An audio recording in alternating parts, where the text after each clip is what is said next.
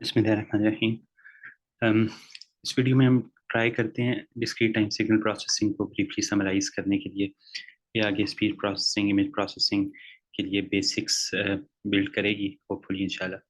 तो हम बिल्कुल एग्जॉस्टिव नहीं रखते इसको, लेकिन हम की पॉइंट्स को समराइज करने की ट्राई करते हैं। और उनको अगर हम डिवाइड करें, दो कंटेंट्स हमारे बेसिकली दो ब्रॉड कैटेगरीज में डिवाइड हो सकते हैं। सबसे पहले हम टाइम डोमेन में सिग्नल प्रोसेसिंग के टूल्स डिस्कस करेंगे। उसमें हम basics of signals, analog and discrete signals, उनकी कुछ एग्जांपल्स, सिग्नल्स की डीकम्पोजिशन, फिर सिस्टम्स की एक family, linear time invariant systems, फिर सिस्टम की definition as an impulse response और कन्वोल्यूशन ऑपरेशन, और system representation as difference equations. ये सारी टाइम डोमेन की ट्रीटमेंट है सिग्नल्स और सिस्टम्स की। और उसके बाद हम फ्रीक्वेंसी डोमेन की ट्रीटमेंट करेंगे, जिसमें discrete time Fourier transform, inverse of DTFT की प्रॉपर्टीज, फिर सिस्टम का फोरियर ट्रांसफॉर्म या सिस्टम इन फ्रीक्वेंसी डोमेन, और फिर फिल्टर्स जो कि सिस्टम ही system basically system with desired properties हैं, और फिर system representation as difference equation from the transfer function and vice versa, और z ट्रांसफॉर्म। तो ये फ्रीक्वेंसी डोमेन के कंटेंट्स हैं। होपफुली इन्हें हम जल्दी से समराइज करेंगे, लेकिन इससे पहले हम टाइम डोमेन के कंटेंट्स समराइज करते हैं। इस वीडियो में शायद एक हो जाए, अगर कंप्लीट हो गया देख लेट्स सी, अपनी बेस पे अगर कंप्लीट हो गया वेल एंड गुड, अदरवाइज हम टाइम डोमेन को इसमें समराइज करके फ्रीक्वेंसी डोमेन के कंटेंट्स नेक्स्ट वीडियो में समराइज कर लेंगे। तो अब अगर हम स्टार्ट करते हैं,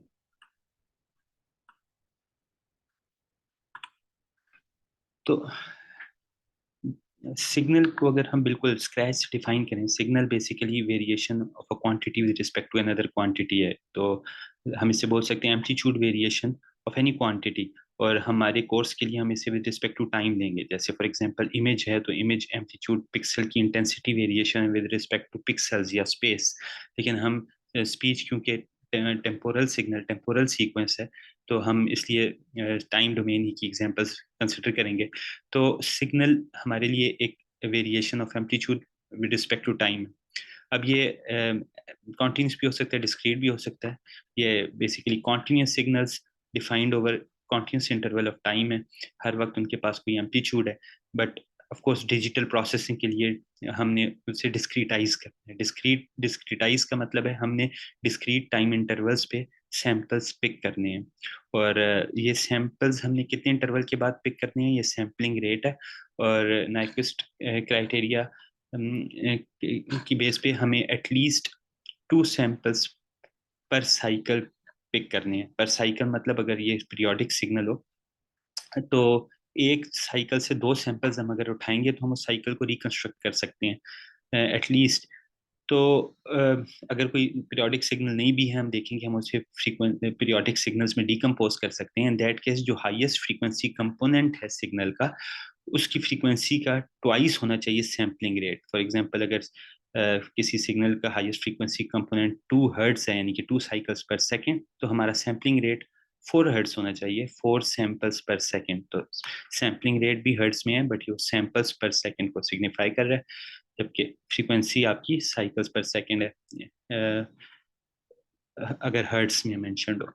तो हम अब कुछ जब डिस्क्रीट कर लेंगे अपने सिग्नल को, तो डिस्क्रीट सिग्नल बेसिकली एक सीक्वेंस ऑफ नंबर्स है, राइट। तो जो टाइम है उसकी बजाय आप इंडिसेस आ गई हैं, सीक्वेंस की इंडिसेस हैं। अगर आप प्रोग्रामिंग पर्सपेक्टिव से बात करें, तो एक एरे है जिसकी इंडिसेस हमारा n है, और उसकी एम्पलीट्यूड्स या वैल्यूज हमारी x ऑफ n है। तो ये एक्स ऑफ एन से हम रिप्रेजेंट करेंगे अब हमेशा डिस्क्रीट सिग्नल्स को। एन इंडिसेस हैं इसकी, टाइम इंडिसेस, क्योंकि डिस्क्रीट है, और एक्स ऑफ एन हर टाइम इंडेक्स पे कॉरेस्पॉन्डिंग एम्पलीट्यूड है। तो अब अगर हम कुछ बेसिक सिग्नल्स डिफाइन कर लें जो हम काफ़ी यूज़ करेंगे आगे, तो बिल्कुल काफ़ी इसके अलावा भी साइनोसाइड्स और एक्सपोनेंशियल्स हैं, लेकिन बिल्कुल मैं बेसिक जो मोस्ट एसेंशियल सिग्नल है उसकी बात करता हूँ। हम यूनिट इम्पल्स सिग्नल का मतलब एक डिफाइन करते हैं जो ऐसा सिग्नल है जो सिर्फ n is equal to zero पे यूनिट एम्पलीट्यूड दे रहा है, अदरवाइज जीरो दे रहा है। तो ये एक इम्पल्स है। इम्पल्स जैसे आपको पता है एक शॉर्ट ड्यूरेशन के लिए किसी एम्पलीट्यूड को बोलते हैं। तो हमारे पास लेट्स से सिर्फ n is equal to zero पे एक single amplitude, single unity amplitude की पल्स हो, और एवरीवेयर एल्स n पे हमारे पास जीरो हो, तो ये हमारे पास यूनिट इम्पल्स फंक्शन या यूनिट इम्पल्स सिग्नल है।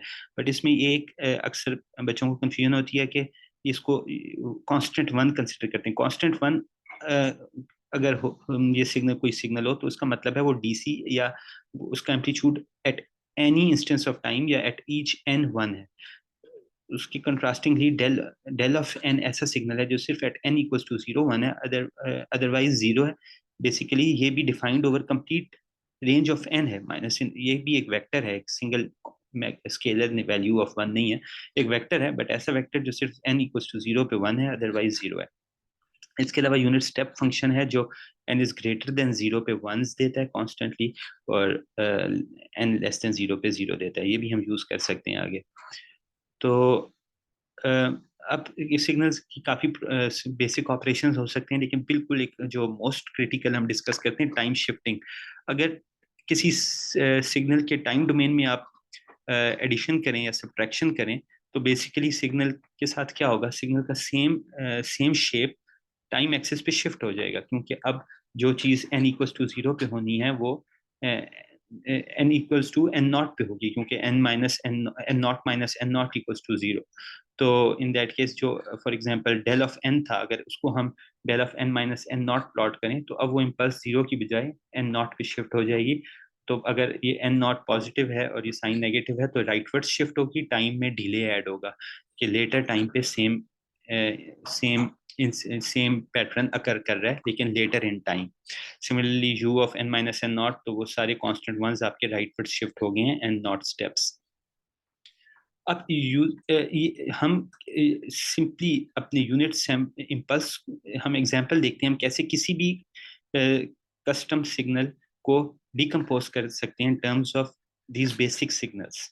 तो हम इस तरह से काफ़ी तरह की डिकम्पोजिशंस कर सकते हैं अपने सिग्नल को रिप्रेजेंट करने के लिए मैथमेटिकली, क्योंकि अगर हमारे पास कोई कस्टम सिग्नल है तो उसके लिए हमारे पास मैथमेटिकल फंक्शन अगर अवेलेबल नहीं है, मैथमेटिकल ऑपरेशंस उसके हमारे पास कम्प्लेक्सिटी ऐड कर रहे हैं, तो हम उसको बेसिक सिग्नल्स में डीकम्पोज करके मैथमेटिकल ऑपरेशंस परफॉर्म कर सकते हैं ओवर द बेसिक सिग्नल्स, और उनकी समेशन या जो भी हमारी डिकम्पोजिशन है। बेसिक तो डिकम्पोजिशन का मतलब, अब मैं दोबारा एक्सप्लेन करता हूँ क्या है, कि आप सिग्नल को डिकम्पोज करें as a sum of multiple other signals. वो जो अदर सिग्नल्स हैं वो बेसिक सिग्नल्स हो सकते हैं, ताकि आपके लिए कंप्यूटेशनली ईजी रहें। फॉर एग्जाम्पल हमारे कस्टम सिग्नल डिफाइंड है two minus n for n between zero and two and zero otherwise. तो इस सिग्नल की क्या प्रॉपर्टी है, ये सिग्नल जीरो पे टू एम्पलीट्यूड दे रहा है, टाइम वन पे एंड वन पे वन एम्पलीट्यूड दे रहा है, एल्सफेयर जीरो दे रहा है। तो ये एक डीकेइंग टू पल्सेस हैं with decaying amplitude at zero and one. अब अगर हम इस एक्स ऑफ एन को डिकम्पोज करना चाहें, तो सिंपली देखें, हम दो यूनिट इम्पल्सेस में पहले ये वाला देखते हैं, डेल ऑफ एन और del of n minus one में डिकम्पोज कर सकते हैं। डेल ऑफ एन जीरो पे एक पल्स देता है, यूनिट इम्पल्स। अगर हम इसको ट्वाइस टू से स्केल करें तो ये जीरो पे टू एम्पलीट्यूड की इम्पल्स दे रहा है आपको, अदरवाइज जीरो है।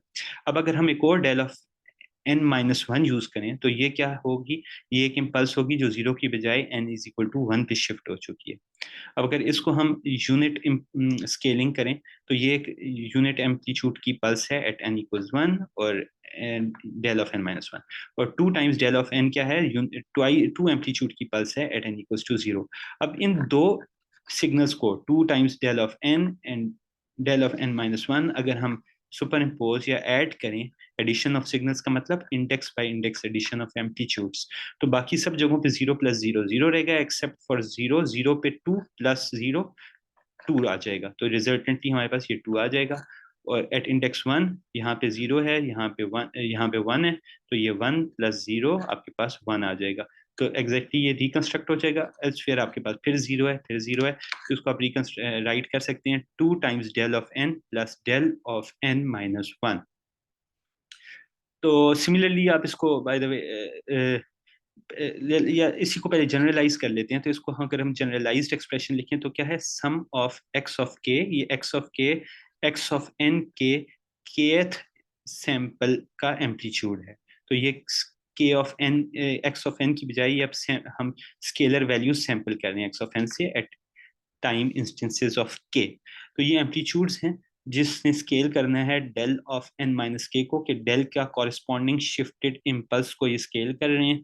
जो ऑपरेशन हमने वहां पे बताया था उसी को जनरलाइज कर रहे हैं।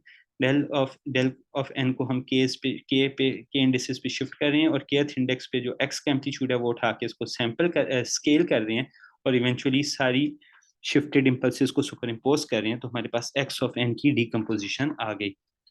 बाय द वे हम यूनिट स्टेप की टर्म्स में भी लिख सकते थे। यूनिट स्टेप जो है वो 1 से ऑनवर्ड्स है।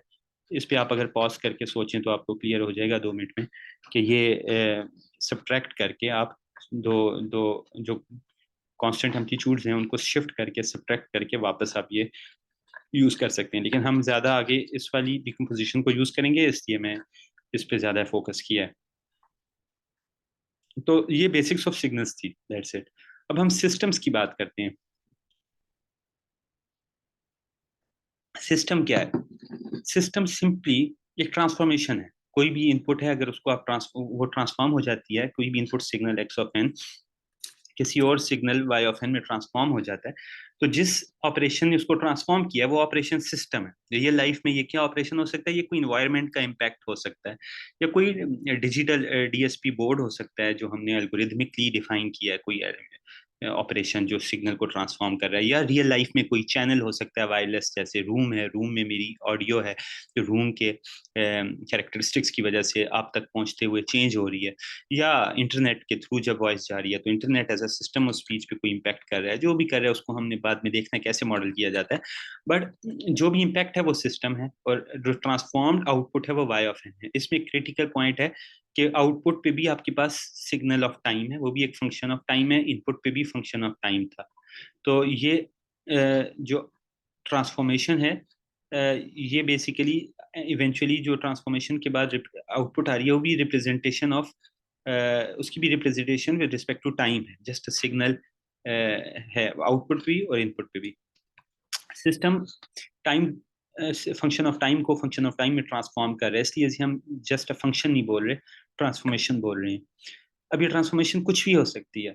तो हम एक एग्जांपल लेते हैं। लेट्स से एक सिस्टम है जो सिंपली हर इंस्टेंस पे आपको क्या आउटपुट देता है, हर टाइम इंस्टेंस पे ऑल पास्ट वैल्यूज की अकोमुलेशन, ऑल पास्ट वैल्यूज की अकोमुलेशन। तो ये सिस्टम कैसे डिफाइन होगा, अभी हम इसको फॉर्मली डिफाइन करने का तरीका देखेंगे कि, लेकिन ये तो एक सिंपल सिस्टम है, इसी हम इसको एज ए समेशन कर सकते हैं कि y of n at any instance n क्या है, sum of all past values of x। तो ये हम x को सैंपल कर रहे हैं एट ऑल पास्ट वैल्यूज, इसलिए n की बजाय k डाल दिया यहाँ पे, और ये k सम हो रहा है माइनस इन्फिनिटी से करंट इंस्टेंस ऑफ टाइम तक। तो ऑल पास्ट इंस्टेंसेस की सैम्पल्ड वैल्यूज आपस में सम करके y at that instance of time आपको आउटपुट दे रहा है। तो y एक सिग्नल है टाइम का, बट वो इन एट एनी इंस्टेंस आपको पुरानी सारी वैल्यूज की अकोमुलेशन दे रहा है। तो same for same signal x of n जो हमने डिफाइन किया था, जो 0 पे 2, 1 पे 1 देता है, उसको हम 2 माइनस एन से जनरलाइज कर सकते हैं, right, for n between 0 and 2 and 0 otherwise. तो इसकी हम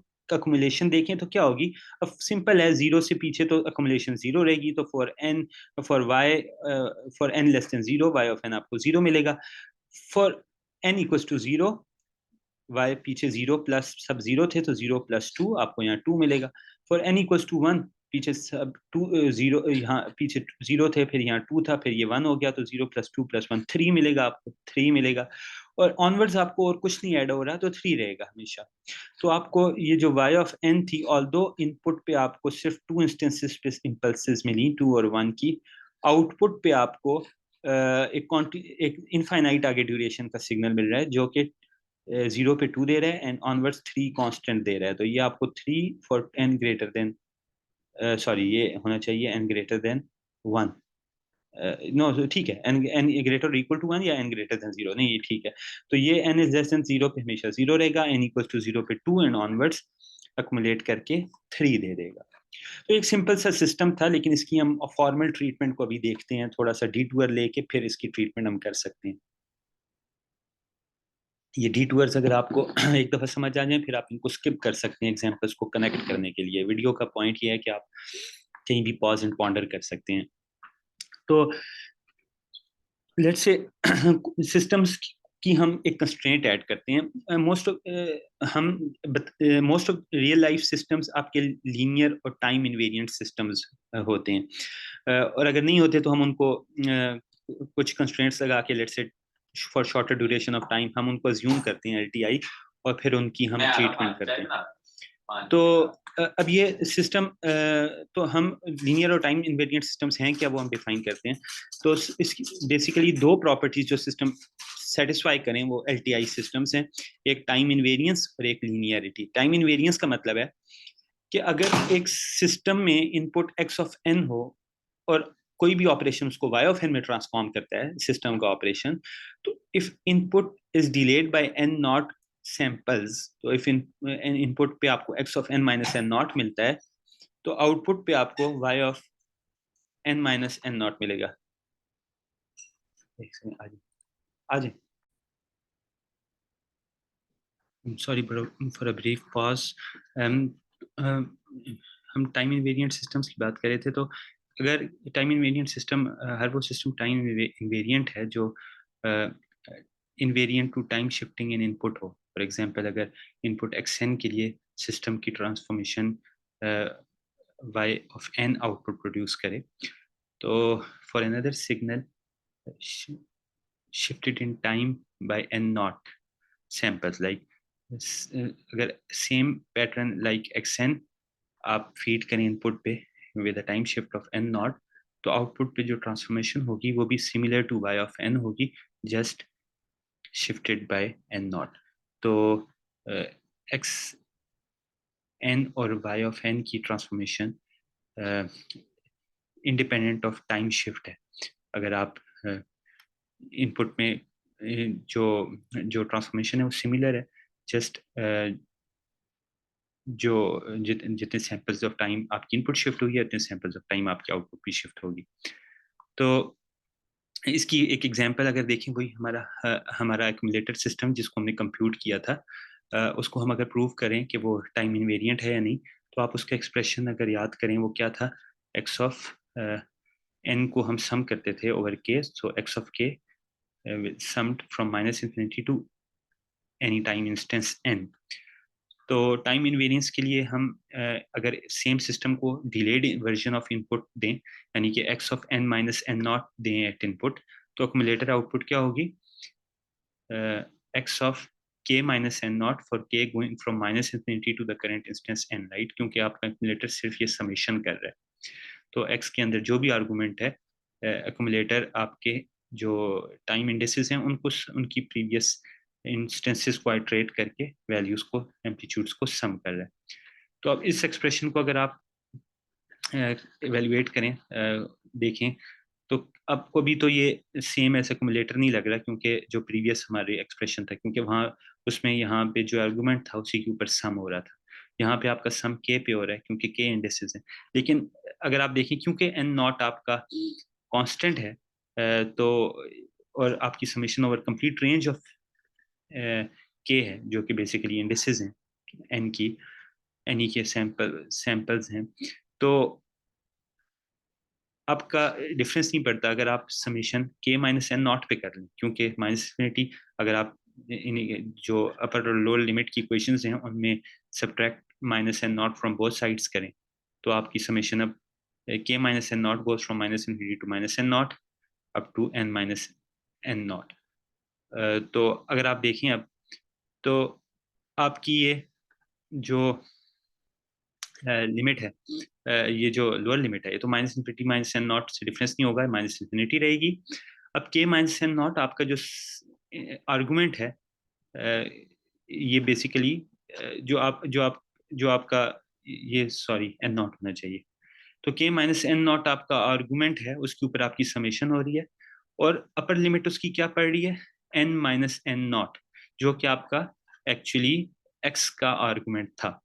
तो आप देखिए, अगर एक्सप्रेशन ये सेम एक्सप्रेशन फॉर अक्यूमुलेटर है, सिंपली यहाँ पे आपका n की बजाय n माइनस एन नॉट से रिप्लेस हो गया, और आपका जो आर्गुमेंट है ये k माइनस एन नॉट, ये टाइपो है, n नॉट से रिप्लेस हो गया।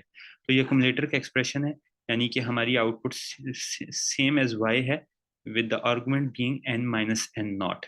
तो आप देखिए कि अगर x ऑफ n को अक्यूमुलेटर y ऑफ n में ट्रांसफॉर्म कर रहा है, तो y of x of n minus n naught को y of n minus n naught में ट्रांसफॉर्म कर, सॉरी। तो ये हमारी टाइम इनवेरियंस प्रॉपर्टी है। इसके अलावा जो दूसरी हमने लीनियर टाइम इनवेरिएंट सिस्टम्स की बात की थी, उसकी उनकी दूसरी प्रॉपर्टी लीनियरिटी। लीनियरिटी मतलब जिस तरह आपकी लीनियर एक कांस्टेंट कोएफिशिएंट इक्वेशन होती है, वो हमारा सिस्टम सेटिस्फाई करता है। दैट्स कि अगर सिस्टम जो इनपुट्स हैं वो स्केल्ड हों, तो आउटपुट भी कॉरेस्पॉन्डिंगली स्केल्ड होंगी। लेट्स से अगर x of x1 of n की आउटपुट y1 of n है, for x1 of n being transformed to y1 of n by system, so a times x1 of n will be transformed to a times y1 of n। इसे homogeneous system भी बोलते हैं। तो linear system एक तो homogeneous होगा, यानी कि वो input scaled with a factor will correspondingly scale the output. और इसी तरह अगर दो डिफरेंट इनपुट्स हैं, और लेट्स से एक और इनपुट है हमारी x2 ऑफ n, जो सिस्टम जिसको इनहेरेंटली y2 ऑफ n में ट्रांसफॉर्म करता है, इन दैट केस अगर हम इन दोनों को सुपर इम्पोज करें इनपुट्स को at input of the system, तो आउटपुट जो सुपर इम्पोज इनपुट के कॉरेस्पॉन्डिंगली आउटपुट आएगी हमारे पास, वो सिंपली वो हमारी simply sum of two individual outputs होगी, स्केल्ड विद कॉरेस्पॉन्डिंग फैक्टर्स। तो ये लीनियर इक्वेशन होल्ड करेगी कि if x1 transforms to y1 and x2 transform to y2, then a x1 plus b x2 will be transform to a y1 plus b y2। और ये अगर आप accumulator system के लिए देखें, तो एक्सप्रेशन को अगर ट्रांसफॉर्मेशन के से रिप्लेस करें, तो एक्सप्रेशन इसका वैलिड है, होल्ड करेगा। ये आप पॉज एंड काउंटर कर सकते हैं, सिंगल लाइन में आप प्रूव कर सकते हैं कि अक्यूमुलेटर आपका लीनियर भी है, टाइम इनवेरिएंट भी है। तो अभी एक फैमिली ऑफ सिस्टम्स हमने डिफाइन की, डिस्क्रीट टाइम सिस्टम, जो कि लीनियर भी हैं, टाइम इनवेरिएंट भी हैं, यानी हम एलटीआई सिस्टम्स बोलेंगे। और इस प्रॉपर्टी की बेस पे उनके ट्रीटमेंट में पर्टिकुलर हम मैथमेटिकल टूल्स यूज कर सकते हैं, like convolution, like difference equation, जिसको हम थोड़ा सा हम ये लेंथी हो रहा है, तो मैं इसके अलग सेशन में, अलग वीडियो में ट्राई करता हूँ कवर करने की। तो हम इसके बाद एलटीआई सिस्टम्स के कुछ ऑपरेशंस जैसे कन्वोल्यूशन और डिफरेंस इक्वेशन करके फिर टाइम डोमेन की ट्रीटमेंट को स्टॉप करेंगे। Thank you.